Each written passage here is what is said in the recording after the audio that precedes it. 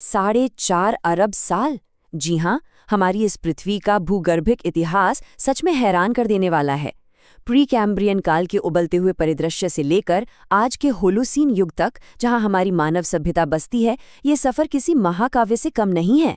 ये एक ऐसी शानदार कहानी है जिसमें ऑक्सीजन का जन्म हुआ, महाद्वीप टूटे और जुड़े, और विशाल हिमालय जैसे पर्वतों का निर्माण हुआ। आज हम इसी पूरे सफ़र को गहराई से समझेंगे। इस पूरे सफर को समझने के लिए हम इसे एक किताब मानकर चलेंगे। शुरुआत समय के रहस्य से होगी, फिर प्री कैम्ब्रियन में जीवन का उदय, डायनासोरों का मेसोजोइक युग, हिमालय का बनना और अंत में आज का मानव युग। तो चलिए सबसे पहले समय और उम्र के इस रहस्य को डीकोड करते हैं। आखिर हमें ये कैसे पता चला कि पृथ्वी 4.5 अरब साल पुरानी है? आज हमारे पास यूरेनियम डेटिंग जैसी कमाल की तकनीक है। यूरेनियम एक रेडियो एक्टिव तत्व है जो समय के साथ टूटकर लेड यानी सीसा में बदलता है। इसके टूटने की गति बिल्कुल तय होती है, जिससे चट्टानों की सटीक उम्र का पता चल जाता है।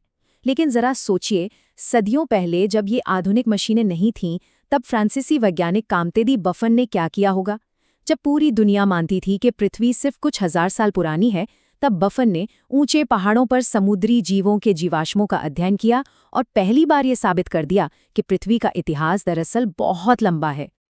अब इतने विशाल समय को याद रखना थोड़ा मुश्किल हो सकता है ना, तो इसे बहुत ही आसान तरीके से समझते हैं। मान लेते हैं कि पृथ्वी का पूरा इतिहास एक बहुत ही मोटी किताब है। इस पूरी किताब को हम कहेंगे ईयॉन। फिर इस किताब के जो बड़े बड़े अध्याय हैं वे हैं महाकल्प या एरा।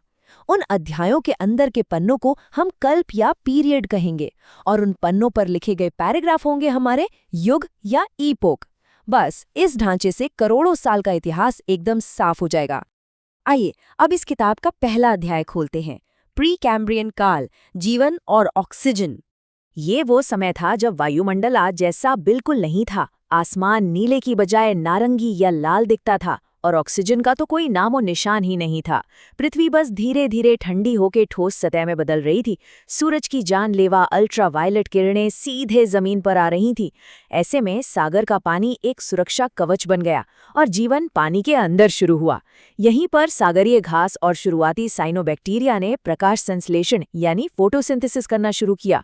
वो सूरज की रोशनी से खाना बनाते और बायो प्रोडक्ट के रूप में ऑक्सीजन छोड़ते। लाखों सालों तक चली इसी प्रक्रिया ने हमारे वायुमंडल में ऑक्सीजन का भंडार भर दिया।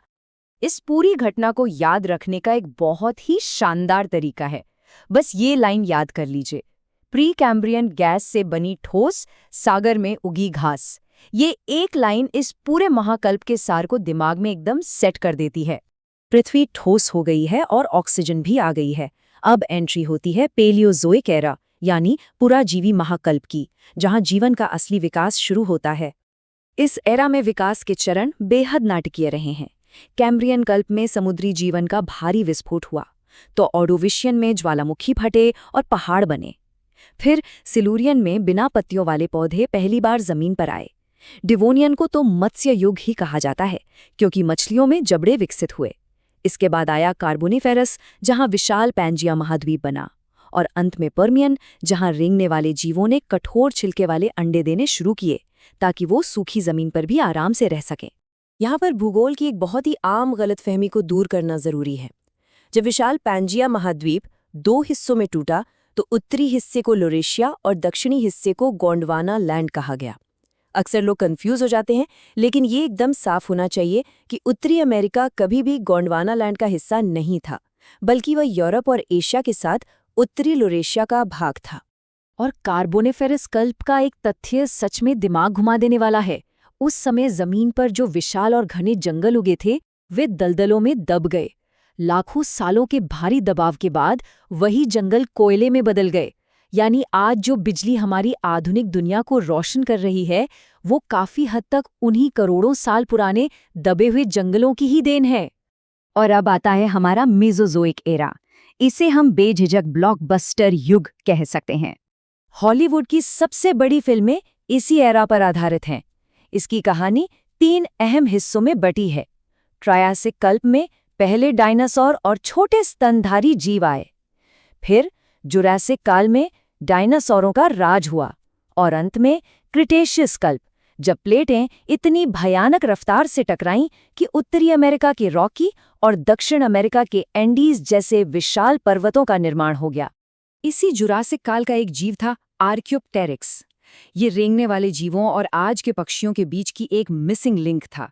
इसके पास डायनासोर जैसे दांत थे, लेकिन शरीर पर पंख भी थे जो उड़ने के लिए नहीं बल्कि गर्मी के लिए विकसित हुए थे। और सबसे गर्व की बात पता है क्या है?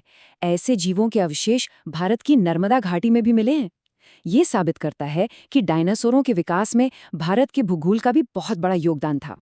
इस ब्लॉकबस्टर युग को हमेशा के लिए याद रखने की एक और आसान सी ट्रिक है। जुरासिक में डायनासोर राज करें, क्रिटेशियस में पर्वत शिखर सजें। बस ये राइम याद रखिए और पूरा मेसोजोइक एरा आपके टिप्स पर होगा।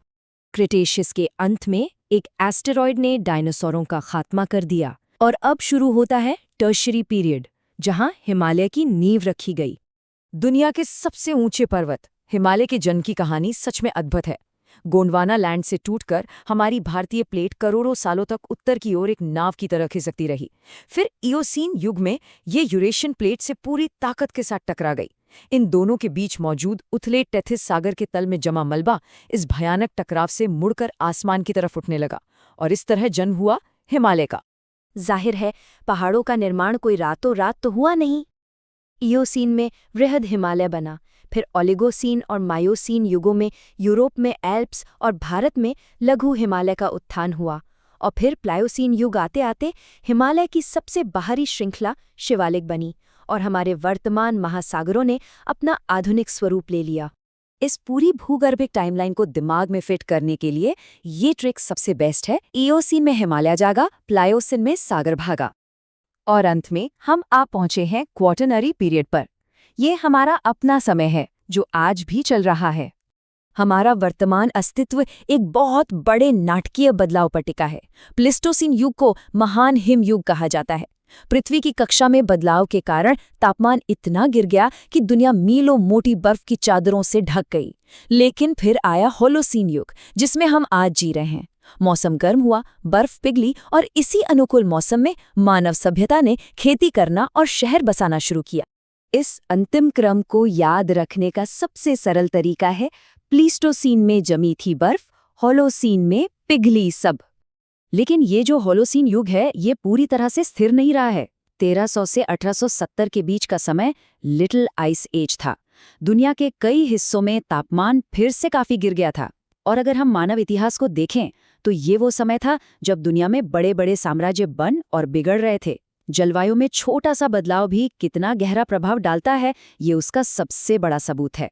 तो अंत में पृथ्वी के भूगर्भिक इतिहास का ये सफर हमें एक बहुत ही महत्वपूर्ण सवाल के साथ छोड़ जाता है। अगर जलवायु में हुए एक छोटे से बदलाव से बड़े बड़े साम्राज्यों का पतन हो सकता है, तो भविष्य में तापमान में होने वाला अगला बदलाव पृथ्वी की इस किताब में क्या नया अध्याय लिखेगा? ये सोचने वाली बात है, क्योंकि हम इस विशाल भूगर्भिक इतिहास का बस एक छोटा सा हिस्सा हैं।